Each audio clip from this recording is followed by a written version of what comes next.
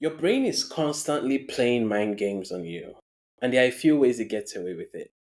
So let's take a look at some of these sneaky tactics and how to spot them before they steer you off course. I want you to imagine you're walking to a new office on your first day at your new job.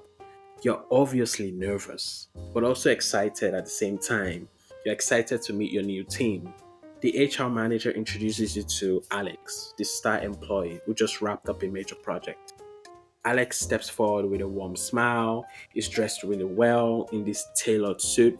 He greets you in a confident yet friendly tone, and that immediately puts you at ease. He seems like a nice guy.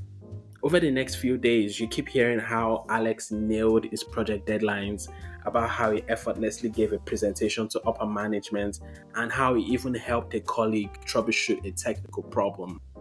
You're impressed by these stories, so you automatically assume Alex must be a genius in every aspect of his work life. He's so articulate, he's well put together. I mean, look at him, surely he's on top of everything. But then a couple weeks go by, and you start to notice some inconsistencies. You see, while Alex is indeed skilled in certain areas, he seems surprisingly disorganized in others. Like when he missed a few important emails, or when he totally forgot about some task until last minute. But you continue to overlook these red flags because you're convinced he's still the office superhero. It's only when his scattered approach delays a major team project that you realize you've been overlooking his flaws from the start.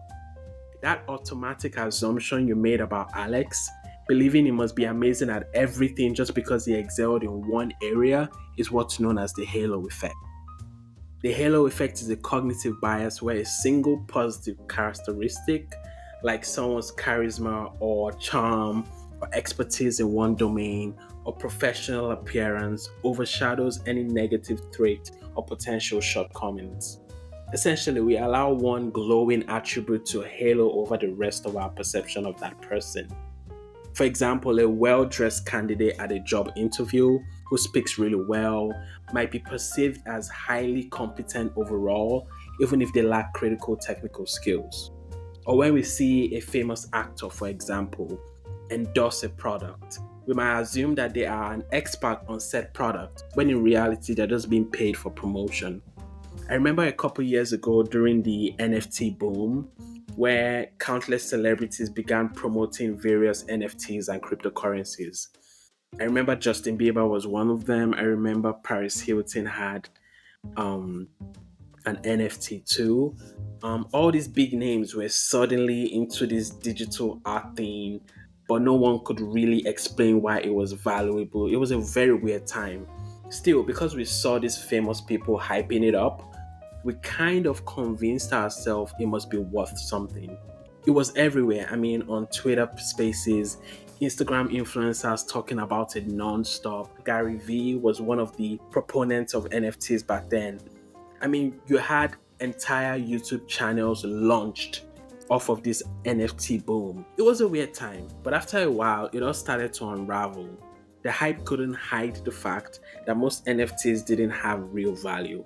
They were propped up as a way to sell cryptocurrencies, and they were using the buzz to get people to invest in the ecosystem. It became clear that a lot of these projects were just speculation or outright scams. Prices crashed because there was no real demand beyond the initial hype, and many people were left holding assets that no one wanted anymore. The halo effect played a people trusted these celebrities and influencers, and they assumed that if they were involved, it must be legit.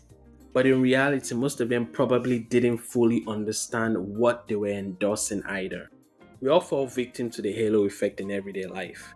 Think about marketing and advertising, for example. I'm sure you've seen those commercials where a flashy sports car is paired with like a supermodel. So take for example a Ferrari ad, right? The entire thing just shows a really attractive woman speeding down the road in this sleek car, and that's it. That's the whole ad. Now, why do they do this? Well, the car itself has nothing to do with physical attractiveness, but by repeatedly showing it alongside a captivating figure, in this case a beautiful woman, the brand hopes you will transfer that positive impression to the car, even if you don't really fully realize it. The same logic applies when one of your friends says, oh, I don't know, that person kind of gives me the ick. That person is kind of weird. Sometimes we form a quick negative impression of a person, maybe because of a single off putting habit or even just their general style. And that minor detail creates this negative halo. Suddenly, we see everything they do through a not so flattering lens, ignoring any good qualities they might have.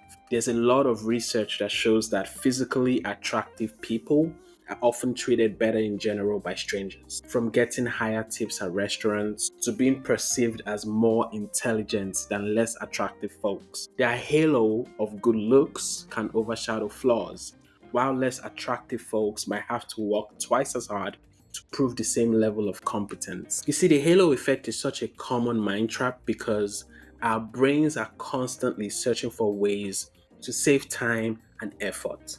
They're constantly searching for a mental shortcut.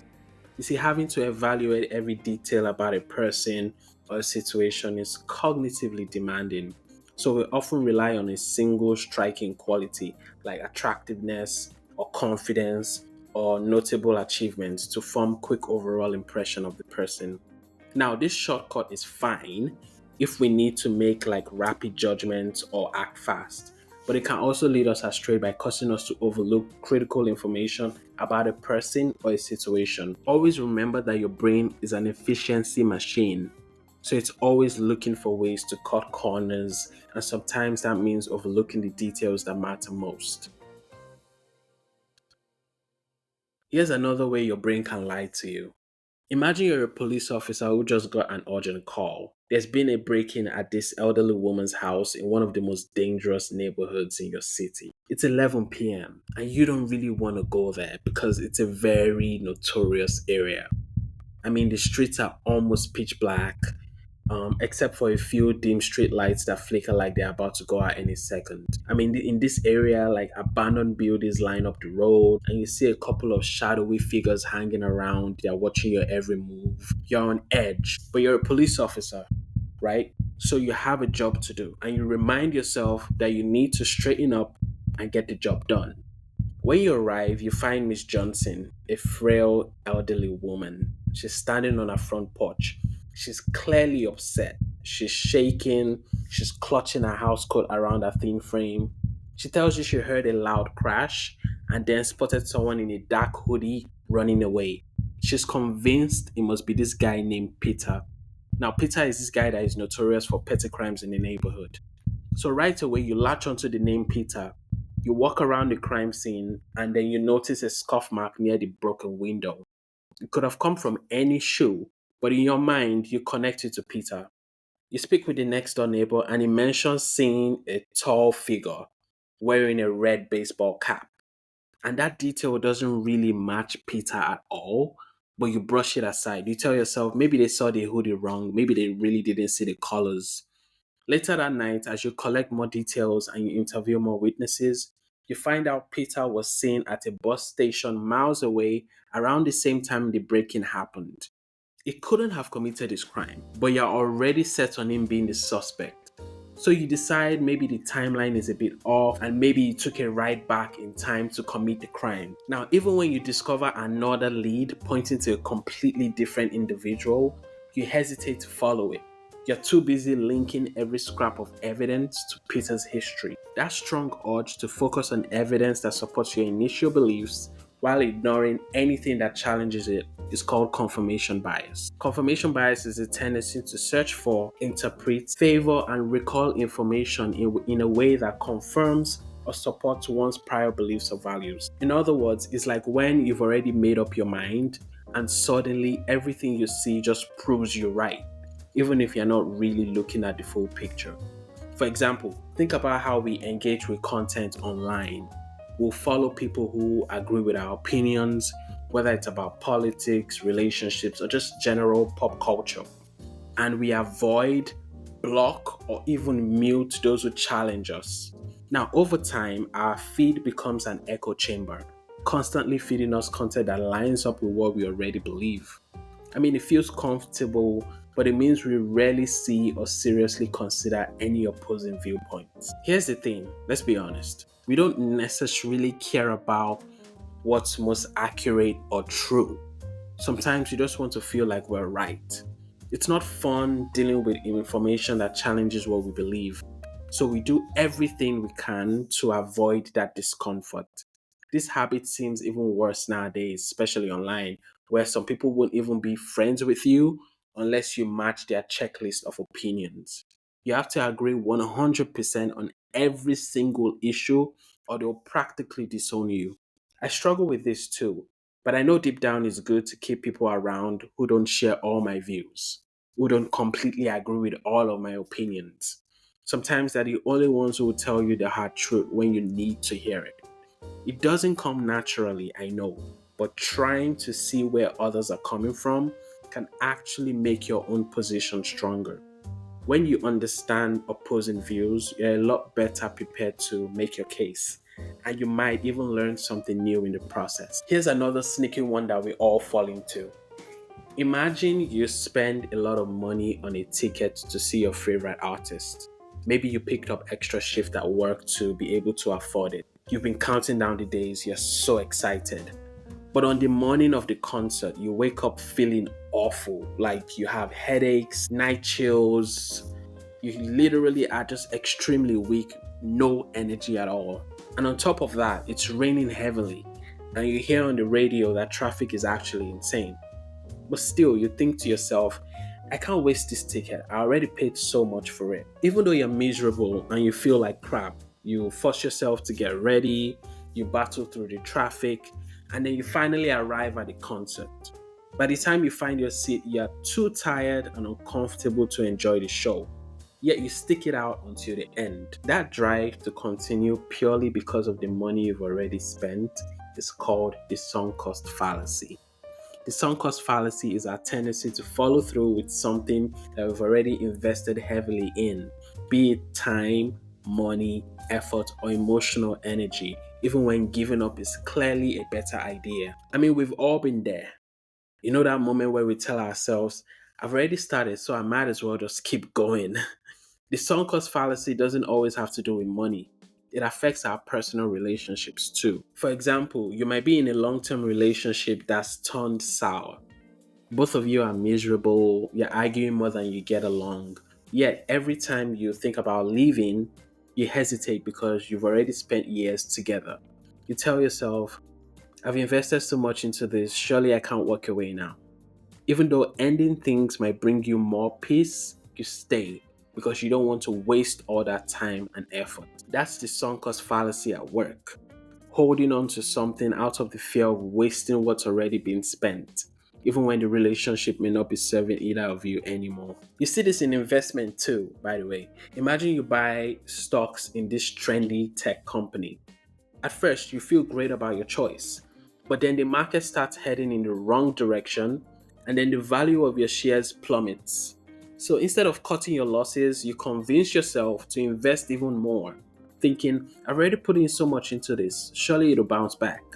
Even when all signs point to a failing venture, you keep pumping in resources because it feels like giving up would make your initial investment a total waste. Why do we fall into this mind trap? A big reason is our natural dislike of loss. It feels really painful to think that the time, money, or effort we've invested so far might be wasted. So instead of admitting something isn't working, we double down. We hope that our extra commitment will somehow save the situation. This desire to avoid feeling like we've lost out keeps us tied to bad decisions, even when walking away will be the better move. You see, we like to think of ourselves as logical, rational beings. We pride ourselves in how we are always 3 steps ahead, trying to get the best possible outcome in any situation. How we are objective thinkers and only make objective decisions. The truth is, we're often swayed by emotions more than we would like to admit. In reality, our feelings and past experiences play a huge role in how we act, whether we realize it or not. I mean, think about the sunk cost fallacy, for instance. The main punchline of it is we have this loss aversion, meaning losses hurt us more than gains excite us. We naturally work harder to avoid losing something than to chase a possible reward. That is the most irrational thing ever, but it's human. It is what it is. It's the mind we're stuck with. We judge people based off one standout quality, thinking they must be great at everything. We seek out information that agrees with what we already believe, ignoring anything that doesn't. Our brains love these mental shortcuts, even if they sometimes steer us wrong. But just noticing these habits can help us slow down, look deeper, and make better decisions. It also reminds us to have empathy for others when we notice these patterns in them, because we're all wired the same way. Once you see how easy it is to slip into these habits yourself, it's harder to judge someone else for doing the same. At the end of the day, we're only human and just doing the best we can. Thank you for listening, and as always, you can check out other episodes in the library, give the show a rating, and follow the TikTok and YouTube channel. Links are in the description. Stay safe out there.